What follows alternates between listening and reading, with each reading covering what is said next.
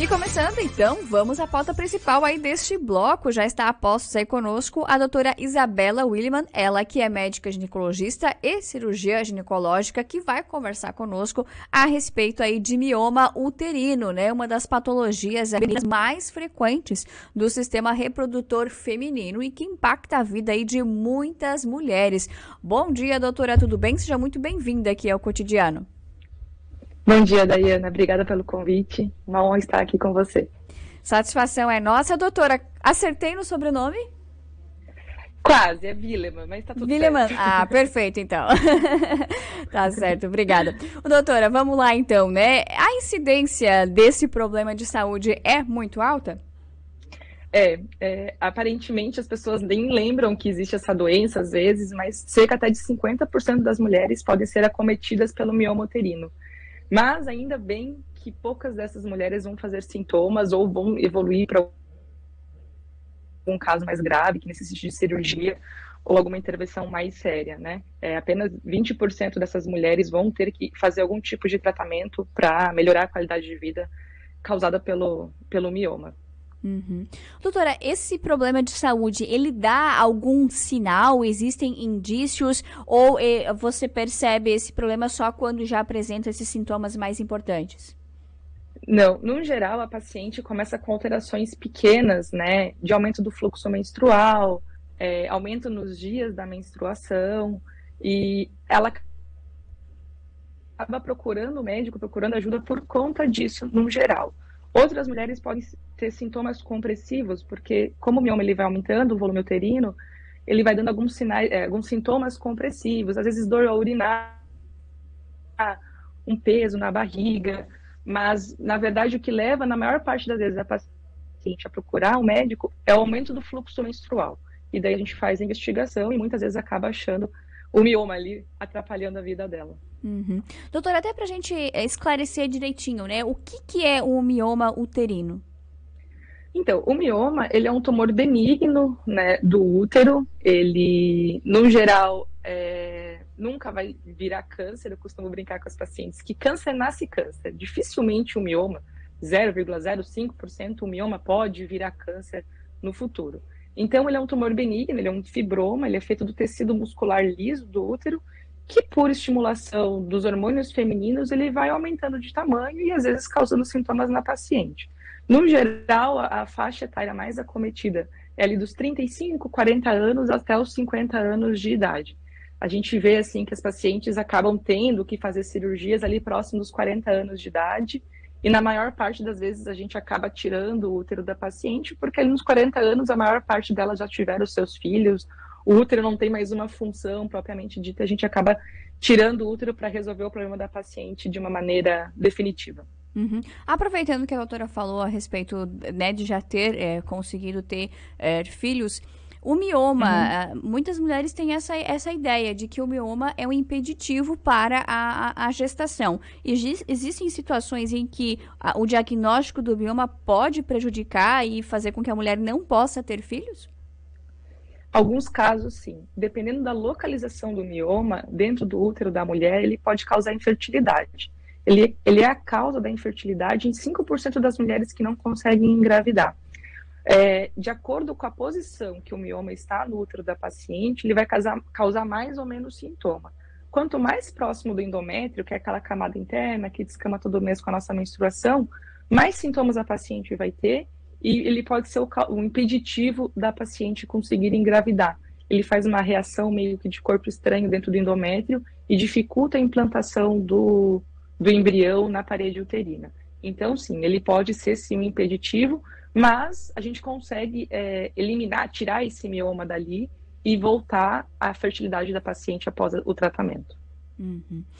Doutora, como que acontece o diagnóstico do mioma, né? A doutora falou aí que muitas mulheres acabam procurando, né, o profissional médico por conta desse aumento do fluxo menstrual ou de algum desconforto, mas como que é feita essa elucidação até para ter a confirmação do diagnóstico? Sim. Então, a gente sempre começa a consulta, né, com a conversa, né? Então, a paciente vai me dar sinais de que tem alguma coisa diferente acontecendo, né? Como eu falei, o aumento da menstruação, às vezes a paciente, em vez de sangrar 5 a 7 dias, acaba sangrando o mês inteiro, e ela fala, doutora, cada vez mais eu sangro. Às vezes ela chega até com anemia no consultório. Durante o exame físico, a gente faz o toque vaginal, a gente sente que esse útero está aumentado de tamanho, e a confirmação vem quando a gente pede exame de imagem. O ultrassom, que acaba sendo um exame mais de fácil acesso, mais barato, já é um ótimo exame para dar esse diagnóstico. E quando eu tenho dúvidas sobre a localização, do tamanho, realmente a gente pode pedir ressonância magnética da pelve também, que vai nos confirmar o mioma. Mas o ultrassom, ele já é bem elucidativo na maior parte das vezes. Doutora, uma dúvida. Quando a gente faz, por exemplo, então, o preventivo, que é um exame mais periódico, ele já pode ser aí um ponto de partida para olha, aqui tem alguma coisa que precisa ser investigado. Então, o preventivo, eu acho que é aquela coisa que faz a paciente procurar o médico todo ano, que é a obrigação dela, né? O preventivo está mais relacionado à prevenção do câncer de colo de útero. A gente coleta as células do colo do útero. Em relação ao mioma, o preventivo não vai me dar sinais, mas assim, o exame ginecológico completo inclui exame especular, que é onde a gente coleta o material ali para fazer o preventivo, o Papa Nicolau, e quando a gente faz o toque vaginal, que é um exame bimanual, a gente coloca uma mão dentro da vagina da paciente e a outra mão sobre a barriga, a gente consegue mensurar o tamanho do útero dela. E durante o exame físico pode me dar desconfiança de que esse útero está aumentado de tamanho às custas de um mioma. Então, o Papa Nicolau, o preventivo, de uma forma direta, não me traz essa informação. Mas é ele que faz, muitas vezes, a paciente procurar o ginecologista, mesmo sem ter sintoma nenhum, e a gente acaba achando um mioma. Né? Lembrando que nem sempre, na maior parte das vezes, a gente não vai tratar esse mioma. Quando ele é assintomático, quando ele não tem sintoma nenhum para a paciente, a gente vai deixar ele ali. Porque se ele não traz nenhum tipo de prejuízo, não tem por que eu expor a paciente uma cirurgia ou um tratamento para uma coisa que não está ali causando nenhum tipo de problema. Doutora, e como que funciona esse tratamento? Vai ser sempre recomendado a cirurgia? Em algumas situações a mulher vai conviver com o mioma por um certo tempo? Como que funciona essa conduta a partir do diagnóstico? Sim. Então, a maior parte das mulheres não vai precisar de tratamento algum. Na maior parte das vezes, os miomas são tumores pequenos que não vão trazer nenhum tipo de malefício para a paciente, não vai alterar o fluxo menstrual, não vai trazer nenhum tipo de desconforto, mas em algumas pacientes a gente consegue controlar os sintomas. O que mais incomoda, na verdade, normalmente é o sangramento, né? A gente consegue controlar esse sintoma de sangramento, ou às vezes com uma pílula anticoncepcional, ou com o DIU, né, que é o dispositivo intrauterino hormonal, com implante hormonal, a gente consegue ter boas respostas para as pacientes que não querem fazer uma cirurgia, ou realmente, assim, evitar uma cirurgia que às vezes é desnecessária, né? Mas tem algumas pacientes que, mesmo a gente fazendo as medicações corretas, elas continuam com fluxo menstrual muito aumentado, aí sim, essas a gente acaba tendo que operar.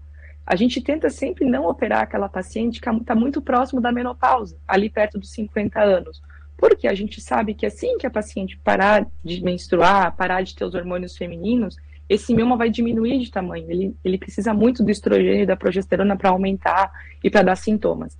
Então, aquela paciente que está já próximo de entrar na menopausa, a gente também tenta fazer o tratamento clínico com medicação para ver se consegue evitá-la de fazer uma cirurgia, porque eu sei que logo que ela entrar na menopausa, esses sintomas vão sumir e a vida dela vai melhorar.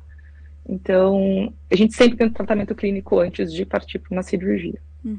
Doutora, em que circunstâncias é recomendado, por exemplo, o uso contínuo do anticoncepcional? Porque tem algumas pessoas com o diagnóstico de mioma que acabam tomando sem parar, né, a medicação.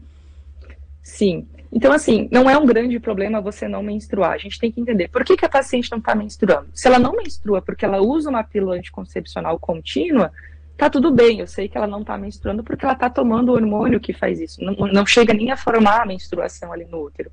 Então, para essas pacientes que todo o ciclo menstrual tem muita dor, tem muito sangramento, não tem problema nenhum. A gente pode usar a pílula de forma contínua para ela. Então, o uso contínuo da pílula anticoncepcional, ele é recomendado para pacientes que têm miomas e pacientes que têm dores de cólica, dismenorreias fortes. Doutora, então, em resumo, a gente não pode dizer que o mioma tem cura, e sim existem formas diferentes aí de tratar. Ou nos casos, por exemplo, da cirurgia, a gente pode considerar o problema resolvido. Então, a gente, na maior parte das vezes, a gente vai controlar a doença, não necessariamente vai curar ela.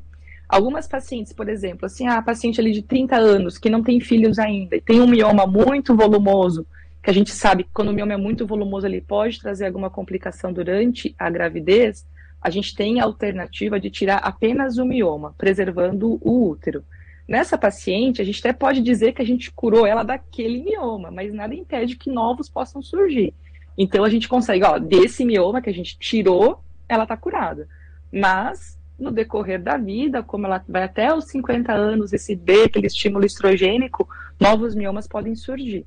Então, no geral, eu falo assim, a paciente está curada mesmo só depois que ela entrar na menopausa, não tiver mais aquele estímulo estrogênico, que daí sim o mioma vai diminuir de tamanho, às vezes até sumir do útero dela. Doutora, quem tem o diagnóstico de mioma, que tenha feito ou não a cirurgia, qual é o acompanhamento dessa paciente? De quanto em quanto tempo também ela tem que estar passando aí por uma nova avaliação? Certo. Então, assim, pacientes que a gente está tratando clinicamente, no geral, elas voltam de 6 em 6 meses para a gente ver como é que está o andamento, se adaptou à pílula, se está tendo algum sangramento de escape, se o útero está aumentando muito de volume e está dando algum outro sintoma para ela.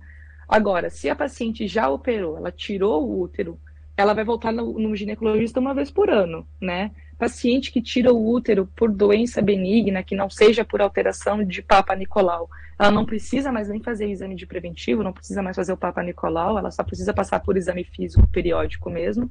Então, após a retirada do útero, ela pode voltar uma vez ao ano, até porque depois dos 40 anos ela tem que fazer mamografia, ela tem que acompanhar também se está começando com sintomas climatéricos e acompanhar as outras partes da ginecologia que a paciente precisa de um segmento mais certinho. Perfeito. Doutora, muito obrigada por sua atenção, por sua participação aqui conosco. Um excelente dia para você e até uma próxima. Obrigada pelo convite, foi uma honra estar aqui. Igualmente, até mais. Tchau, tchau. Tchau, tchau.